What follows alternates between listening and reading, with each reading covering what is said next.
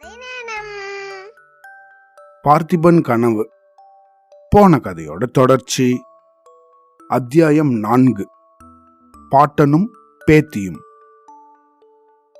இப்படி ஒன்னும் இல்ல வள்ளி, எனக்கு ஒன்னும் இல்ல அப்படின்னு சொன்ன பொன்னனோ வள்ளிய தான் யுத்தத்துக்கு கட்டாயம் போகணும் அப்படின்னு சொல்லிட்டு அவ கைய பிடிச்சு கூட்டிக்கிட்டு அவளோட பாட்டன் வீட்டுக்கு போனா.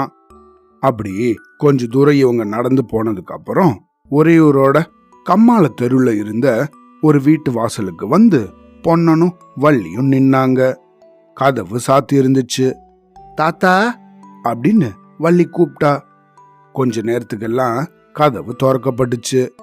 திறந்ததோ ஒரு வயது முதிர்ந்த தாத்தா. வா வள்ளி, வாங்க மாப்பிள்ள அப்படின்னு வந்தவங்கள வரவேற்றாரு. அப்புறம் தன்னோட வீட்டுக்குள்ள பார்த்தபடி, பொன்னாத்தா இங்க வா, யார் வந்திருக்கிறது பாரு அப்படின்னு சொன்னாரு. அப்புறம் 3 பேரும் வீட்டுக்குள்ள போனாங்க. யார் வந்திருக்கிறது அப்படின்னு கேட்டுக்கிட்டே அங்க வந்த வயது முதிர்ந்த பாட்டியும் வள்ளியையும் பொன்னனையும் பார்த்து பல்லில்லாத தன்னோட வாயால புன்னகை செஞ்சுக்கிட்டு தன்னோட மகிழ்ச்சியை தெரிவிச்சாங்க. அப்புறம் பொன்னனை பார்த்த இந்த பாட்டியோ, வள்ளிய கட்டிக்கிட்டு சுகமா இருக்கியா கண்ணு, அவர் சுகமா இருக்காரு அம்மா அப்படின்னு அவங்க 2 பேரையும் நலம் விசாரிச்சாங்க. அப்புறம் பொன்னனோ, தாத்தா உங்க பேத்திய கொண்டு வந்து ஒப்படைச்சிட்டேன், நானு கொஞ்சம் வெளியே போயிட்டு வரேன் அப்படின்னு சொன்னான். வந்ததும் வராததுமா எங்க கிளம்பிட்டீங்க அப்படின்னு இந்த தாத்தா பொன்னனை பார்த்து கேட்டாரு. மகாராஜாவை பார்க்க போறேன் தாத்தா அப்படின்னா பொன்ன. மகாராஜா இப்ப அரண்மனையில இல்ல, மலைக்கு போயிருக்காரு, இங்க வா காட்டுறேன் அப்படின்னு சொன்ன அந்த தாத்தாவோ அவங்கள அந்த வீட்டு முற்றத்துக்கு கூட்டிட்டு போனாங்க. முற்றத்திலிருந்து அவர் காட்டுன கையோட திக்க எல்லாரும் பார்த்தாங்க. அங்க உச்சி பிள்ளையார் கோவில்ல தீபம் எரிஞ்சுகிட்டு இருந்துச்சு. அங்கிருந்து தீவர்த்திகளோட சில பேர் இறங்கி வரதும் தெரிஞ்சிச்சு. இறங்கி வந்த தீவர்த்திகள் வழியில ஒரு இடத்துல கொஞ்ச நேரம் நின்னுச்சு. அங்க நின்னு என்ன பாக்குறீங்க அப்படின்னு வள்ளி கேட்க ஆரம்பிச்சா. மகேந்திர சக்கரவர்த்தியோட சிலை அங்க இருக்கு, மகாராஜா இளவரசருக்காக காட்டுறாருன்னு தோணுது அப்படின்னு இந்த தாத்தாவும் எல்லாருக்கிட்டையும் சொன்னாரு. அவங்கதான் இறங்கி வராங்களே தாத்தா, நானு அரண்மனை வாசலுக்கு போறேன், இன்னைக்கு ராத்திரி மகாராஜாவை எப்படியும் நான் பார்த்துடணும் அப்படின்னு சொல்லிக்கிட்டு பொண்ண வெளியே கிளம்ப ஆரம்பிச்சான். இந்த தாத்தாவும் அவன் கூட வாசல் வரைக்கும் வந்து ரகசியம் பேசுற குரல்ல, பொண்ணா ஒரு முக்கியமான சமாச்சாரம் மகாராஜா கிட்ட சொல்லணும், இந்த மாரப்ப பூபதி விஷயத்துல கொஞ்சம் ஜாக்கிரதையா இருக்க சொல்லு, அத அந்தரங்கமா அவர்கிட்ட தான் நீ சொல்லணும் அப்படின்னு சொன்னாரு. மாரப்ப பூபதி பத்தி என்ன தாத்தா அப்படின்னு இந்த பொண்ணன் கேட்டான். அதெல்லாம் அப்புறம் சொல்றேன், மகாராஜாவோட காதுல எப்படியாவது இந்த செய்திய போட்டுடு அப்படின்னாரு இந்த தாத்தா. இதுக்கு நடுவுல பாட்டியும் விருந்தாளிகளுக்கு சமையல் செய்யறதுக்காக உள்ள போனாங்க. பாட்டனும் பேத்தியும் முற்றத்துல உக்காந்தாங்க. திடீர்னு வள்ளியோ, ஐயோ தாத்தா என்னது இதெல்லாம் அப்படின்னு கேட்டா. முற்றத்துல ஒரு பக்கத்துல உலைக்களம் இருந்துச்சு. அதுக்கு பக்கத்திலேயே கத்திகளும் வாள்களும் வேல்களும் அடுக்கி இருந்துச்சு. அதையெல்லாம் பார்த்துட்டு தான் வள்ளி இது போல சத்தமா கேட்டா. என்னவா, வாளும் வேலும் சூளமும் தான், நீ எங்க பார்த்திருக்க போற இதெல்லாம், முன்னாடி ஒரு காலத்துல அப்படின்னு சொல்ல ஆரம்பிச்சாரு அந்த தாத்தா. இதெல்லாம் என்னத்துக்கு தாத்தா அப்படின்னு வள்ளி கிட்ட, என்னத்துக்காகவா, கோவில்ல வச்சு தீப தூபம் காமிச்சு கன்னத்துல போட்டுக்கிறதுக்காக தான். கேள்விய பாரு கேள்விய, தேங்காய் கொலைய சாய்க்கிறது போல எதிராளிகளோட தலையை வெட்டி சாய்க்கிறதுக்கு தான் இந்த வாள். பகைவர்களோட வயிற்ற கீழ்ச்சி குடலை எடுத்து மாலையா போட்டுக்கிறதுக்காக தான் வேலு, தெரிஞ்சுதா? ஐயோ பயமா இருக்கே தாத்தா அப்படின்னு வள்ளி காத்த ஆரம்பிச்சா. இன்னும் கொஞ்ச நாள் போனா இந்த நாட்டு ஆம்பளை பசங்க கூட உன்ன போலதான் ஆயிடுவாங்க போல இருக்கு. வாளையும் வேலையும் கொண்டு என்ன செய்யறதுன்னு கேட்க ஆரம்பிச்சிடுவாங்க. வள்ளி இத கேளு, என்னோட பாட்டன் முப்பாட்டங்காலத்துலலாம் எப்படி இருந்தது தெரியுமா? அப்போ கொள்ளுப்பற்றையில எல்லாம் வாளும் வேலும் சூளமும் செஞ்ச வண்ணமா இருப்பாங்க எப்பயும். ஒவ்வொரு பட்டணத்திலையும் கம்மாள தெரு தான் எப்பயும் ஜே ஜேன்னு இருக்குமா. ராஜாக்களும் ராஜகுமாரர்களும் சேனாதிபதிகளும் கம்மாளனை தேடி வந்துகிட்டே இருப்பாங்களாம். என் அப்பங்காலத்திலேயே இதெல்லாம் போயிடுச்சு.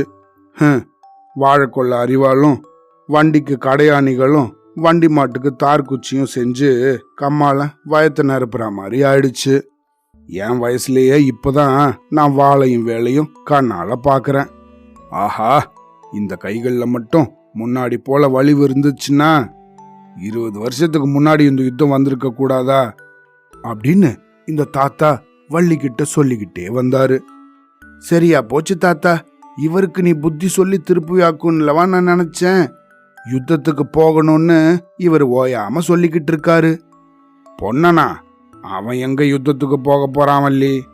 பொன்னனாவது உன்னை விட்டு போறதாவது துடுப்ப பிடிச்ச கை வாழை பிடிக்குமா அப்படின்னு சொன்னாரு இந்த தாத்தா. அப்படி ஒன்னும் சொல்ல வேண்டாம் தாத்தா, இவர் போகணும் போகணும்னு தான் துடியா துடிச்சுக்கிட்டு இருக்காரு. மகாராஜா தான் வரக்கூடாதுன்னு சொல்றாரு. இளவரசருக்கு நீந்த கத்து கொடுக்கறதுக்காக இவர் இருக்கணுமா. அடடா, அப்படியா? உன்னோட அப்பனும் சித்தப்பன்மார்களும் மட்டும் இப்ப இருந்திருந்தா ஒவ்வொருத்தன் கையிலையும் ஒரு வாளையும் வேலையும் கொடுத்து நான் அனுப்பியிருக்க மாட்டேனா? எல்லாரையும் ஒரே நாள்லயா இந்த காவிரி அம்மன் பலி கொண்டுக்கணும் அப்படின்னு சொல்லிக்கிட்டே இந்த தாத்தா பெருமூச்சு விட்டாரு. தன்னோட தாத்தா இப்படி சொன்னதும் வள்ளிக்கு அந்த பயங்கரமான சம்பவம் ஞாபகத்துக்கு வந்துச்சு. 4 வருஷத்துக்கு முன்னாடி இந்த தாத்தாவும் பாட்டியையும் தவிர குடும்பத்தார் எல்லாரும் ஆற்றுக்கு அந்த பக்கத்துல நடந்த ஒரு கல்யாணத்துக்கு படகுல ஏறி போயிட்டு இருந்திருக்காங்க. நடு ஆற்றுல திடீர்னு ஒரு சூறாவளி காத்து அடிச்சிருக்கு. அதுல படகு அப்படியே கவுந்துருச்சு. அந்த சமயம் கரையில இருந்த பொண்ண உடனே நதியில குதிச்சு நீந்தி போய் தண்ணியில விழுந்தவங்களை எல்லாம் காப்பாத்த முயற்சி பண்ணான். தெய்வ யத்தனத்தால வள்ளிய மட்டும்தான் அவனால காப்பாத்த முடிஞ்சுது. மத்தவங்க எல்லாரும் அந்த நதிக்கே பலியாயிட்டாங்க. இந்த தாத்தா தொடர்ந்து சொல்ல ஆரம்பிச்சாரு. என் குளத்தை விளங்க வைக்க நீ ஒருத்தி தான் இருக்க. உன் வயிற்றுல மட்டும் ஒரு குழந்தை பிறந்துடுச்சுன்னா பொன்னனை நானே கழுத்தை பிடிச்சு போடா யுத்தத்துக்குன்னு அனுப்பி வைப்பேன் அப்படின்னாரு இந்த தாத்தா. யுத்தம் என்னத்துக்காக நடக்குது தாத்தா, அதுதான் புரியல அப்படின்னா வள்ளி. யுத்தம் என்னத்துக்காகவா? மானம் ஒன்று இருக்கே, அதுக்காக தான். எரும கொடிக்கு புலிக்கொடி தாழ்ந்து போகலாமா? தொண்டை நாட்டுக்கு சோழ நாடு பணிஞ்சு போகிறதா? இந்த அவமானத்தை போக்குறதுக்காக தான் போர், புரிஞ்சுதா அப்படின்னு கேட்டாரு. எரும கொடியா? அது யாரோடது தாத்தா அப்படின்னு வள்ளி கேட்க, இத நீ இன்னுமா தெரிஞ்சுக்கல? எரும கொடி காஞ்சி பல்லவ ராஜாவோடது. சிங்க கொடின்னு சொல்லு தாத்தா. இல்ல, எரும கொடிதான். நான் இன்னைக்கு தான் பார்த்தேன் தாத்தா. தூதர்களோட கொடியில சிங்கம் தான் போட்டிருந்துச்சு. ஆமா, எருது கொடிய சிங்க கொடியா மாத்திட்டாங்க. ஆனா இந்த எருமை பண்ணியை ஜெயிச்சதுனால சிங்கம் ஆயிடுமா அப்படின்னாரு இந்த தாத்தா. எனக்கு ஒன்னும் புரியல தாத்தா, விவரமா தான் சொல்ல அப்படின்னா வள்ளி. சரி, ஆரம்பத்துல இருந்து சொல்றேன் கேளு அப்படின்னு இந்த தாத்தாவும் அந்த கதையை சொல்ல ஆரம்பிச்சாரு. நீ பிறந்த வருஷத்துல இது நடந்தது. அப்போ காஞ்சியில மகேந்திர சக்கரவர்த்தி ஆட்சி பண்ணிக்கிட்டு இருந்தாரு. அவரோட வீர பராக்கிரமங்களை பத்தி நாடெங்கும் பிரமாதமா பேசிக்கிட்டு இருந்த காலம் அது. இந்த உறையூருக்கும் அவர் ஒரு தடவை வந்திருக்காரு. அவர் வந்த ஞாபகார்த்தமா தான் நம்ம மலையில கூட அவரோட சிலைய அமைச்சிருக்காங்க. இப்படி இருந்த சமயத்துல தான் வடநாட்டிலிருந்து வாதாபியோட அரசன் புலிகேசி அப்படிங்கிறவன் பெரிய படைய ஒண்ணு திரட்டிக்கிட்டு தென்னாட்டு மேல படையெடுத்து வந்தான். கடல் பொங்கி வரது போல வந்த அந்த சைன்யத்தோட யுத்த களத்துல நின்னு போர் செய்ய மகேந்திர சக்கரவர்த்திக்கு தைரியம் வரல. காஞ்சி கோட்டைக்குள்ள சைன்யத்தோட பயந்து பதுங்கிக்கிட்டாரு. கோட்டைய கொஞ்ச காலம் முற்றுகையிட்டு பார்த்தான் புலிகேசி. அதுல எந்த பயனும் இல்ல அப்படிங்கிறது தெரிஞ்சு தெற்கு திசையை நோக்கி வந்தான். நம்ம கொள்ளிடத்தோட அக்கறைக்கே வந்துட்டான். அப்பப்பா, அப்ப இந்த உறையூர் பட்ட பாட்ட என்னன்னு சொல்றது? நம்ம பார்த்திப மகாராஜா அப்பதான் பட்டத்துக்கு வந்து கொஞ்ச நாள் ஆயிருந்துச்சு. புலிகேசியை எதிர்க்க பலமான ஆயுதங்களை செஞ்சுக்கிட்டு இருந்தாரு. இதுக்கு நடுவுல இந்த வடக்கே இருந்து வந்த புலிகேசியோட ராஜ்யத்துக்கு ஏதோ ஆபத்து வந்துடுச்சு போல இருக்கு.